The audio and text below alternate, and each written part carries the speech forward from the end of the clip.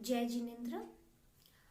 आज का जो हमारा टॉपिक है वो है लोक का स्वरूप। जैसा कि हमने प्रीवियस वीडियो में कवर किया था, द्रव्य किसे कहते हैं, हम मेटाफिजिक्स समझ रहे हैं, मैटर समझ रहे हैं, reality, the very existence which we are trying to understand इस तत्व मीमांसा। वही तत्व मीमांसा में एक स्टेप और अहेड चलने के लिए वी आर नाउ डिस्कसिंग लोक का स्वरूप, क्योंकि लोक या यूनिवर्स जहाँ पे हम रहते हैं वो जैन दर्शन ने किस तरह से डिफाइन किया है, तभी we will be more closer to the reality to understand what is reality based upon Jain Darshan.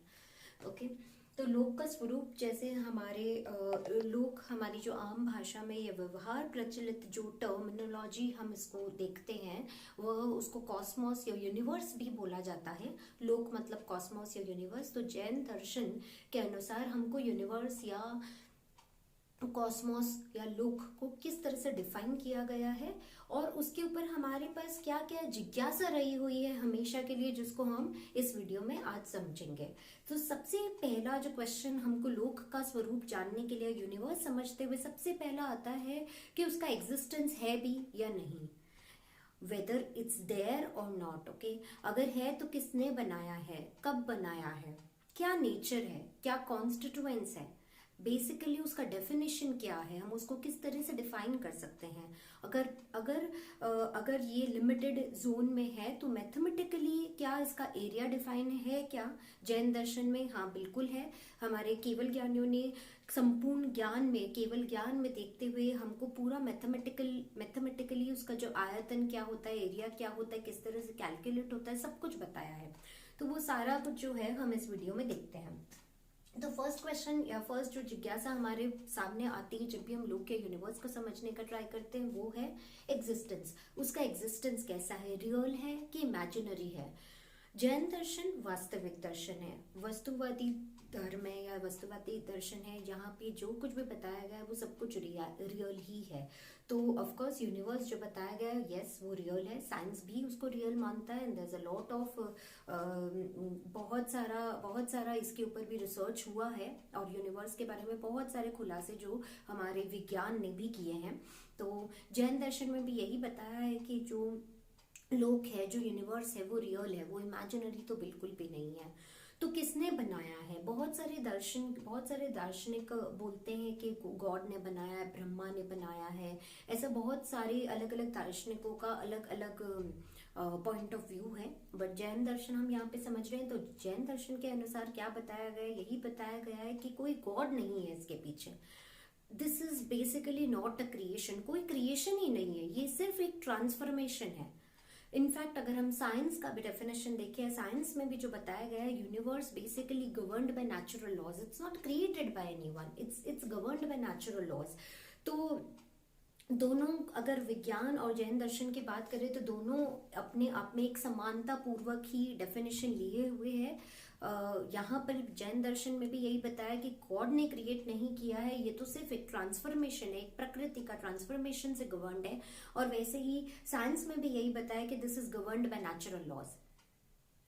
Next question आता है, गॉड ने नहीं बनाया है, बट ये कब से एग्जिस्टेंस में है? तो जैन दर्शन में बताया गया है इसका कोई आदि बिंदु नहीं है, कोई अंतिम बिंदु नहीं है। There is no starting, no ending, हमेशा से चला आ रहा है।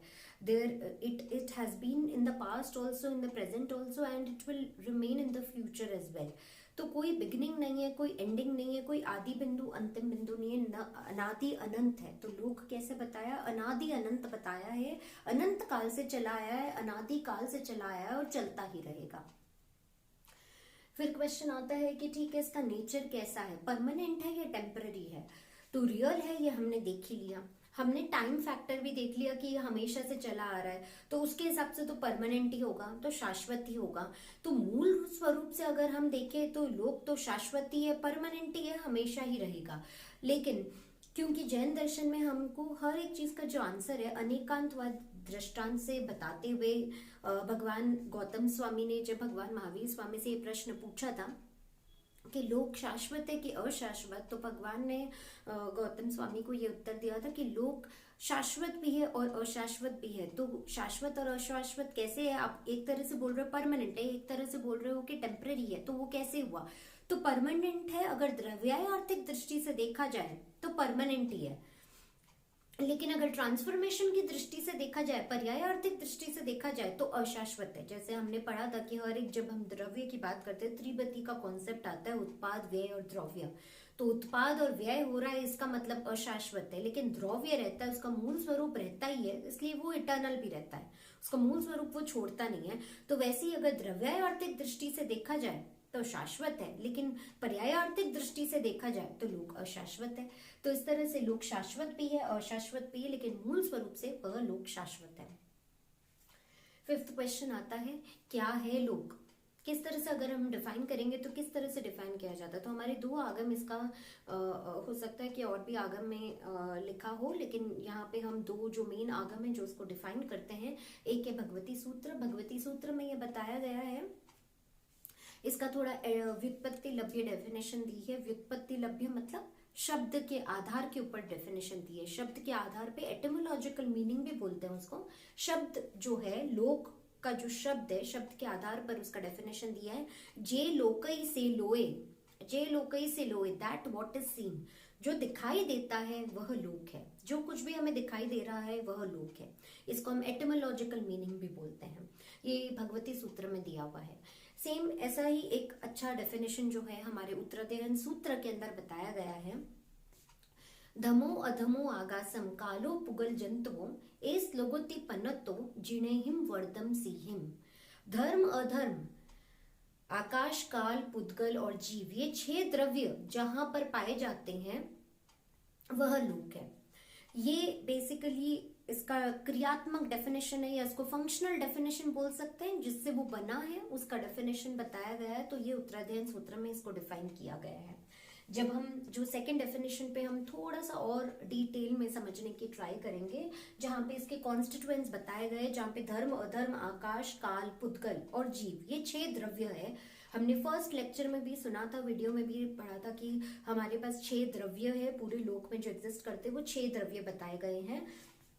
तो 6 द्रव्यों का कुछ डिवीजन भी है, जैसे लिविंग और नॉन लिविंग के बेसिस पे डिवीजन दिया गया है। तो नॉन लिविंग में धर्मास्तिकाय द्रव्य, अधर्मास्तिकाय द्रव्य, आकाशास्तिकाय द्रव्य, काल और पुद्गल, ये सारे नॉन लिविंग द्रव्य हैं। लिविंग द्रव्य में सिर्फ एक ही द्रव्य है जो लिविंग है, वो है हमारा जीव द्रव्य, चेतना गुण वाला। धर्मास्तिकाय द्रव्य जो अपन का मीडियम ऑफ मोशन होता है, अधर्मास्तिकाय मीडियम ऑफ रेस्ट होता है, आकाशास्तिकाय जो स्पेस प्रोवाइड करता है, अवगाहना देता है, काल जो टाइम है, और पुद्गल विच इज मैटर।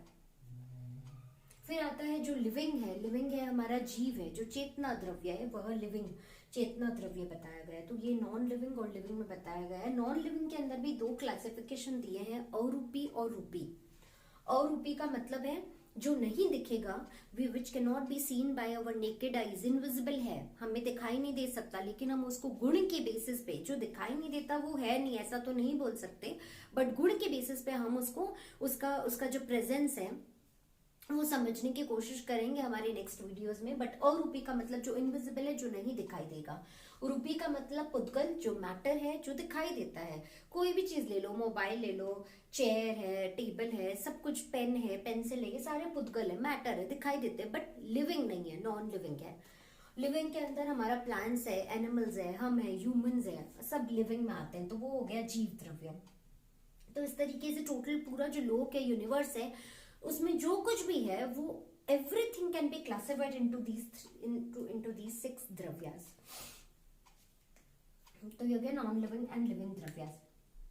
देन जब हम लोक की ही बात करते हैं तो कुछ टाइप्स ऑफ लोक भी बताया गया है। टाइप्स ऑफ लोक में क्या बताया गया है कि 4 टाइप के लोक होते हैं। हर एक एंगल या हर एक पॉइंट ऑफ व्यू से लोक को हम डिफाइन कर सकते हैं। वो जो 4 एंगल या 4 पॉइंट ऑफ व्यू दिए, जिसको चतुपक्षात्मक लोक भी बोला जाता है। चतुपक्षात्मक लोक मतलब 4 पॉइंट ऑफ व्यू से लोक को डिफाइन किया गया है। द्रव्य से लोक को डिफाइन किया है। 6 द्रव्य जहां पर है वह लोक है, तो द्रव्य लोक हो गया। क्षेत्र लोक, जो हमारा लोक है वो असीम नहीं है, शांत और ससीम है, मतलब एक लिमिटेड है, there is some boundary defined, right. तो क्षेत्र के बेसिस पे लोक को भी डिफाइन किया गया है, वो है क्षेत्र लोक। जो हम how big it is, what is the calculation, mathematically terms में हम उसको कैसे, एरिया या आयतन को कैसे डिफाइन करेंगे, वो हम नेक्स्ट वीडियो में पढ़ेंगे। तो क्षेत्र लोक हमारा जो टॉपिक रहेगा वो नेक्स्ट वीडियो का टॉपिक रहेगा, उसको हम और डिटेल में जानेंगे। काल लोक कोई आदि नहीं है, कोई अंतिम बिंदु नहीं है, कोई आदि बिंदु नहीं है, तो इट हैज बीन इटर्नल, तो वो काल लोक से डिफाइन होता है। भावलोक मतलब पर्यायों से युक्त है, ट्रांसफॉर्मेशन से युक्त है, तो उसको भावलोक बताया गया है। लेकिन इन चारों लोक में से जो सबसे ज्यादा इंपॉर्टेंट हम पढ़ेंगे वो है क्षेत्रलोक, जो हम नेक्स्ट टॉपिक में कवर करेंगे।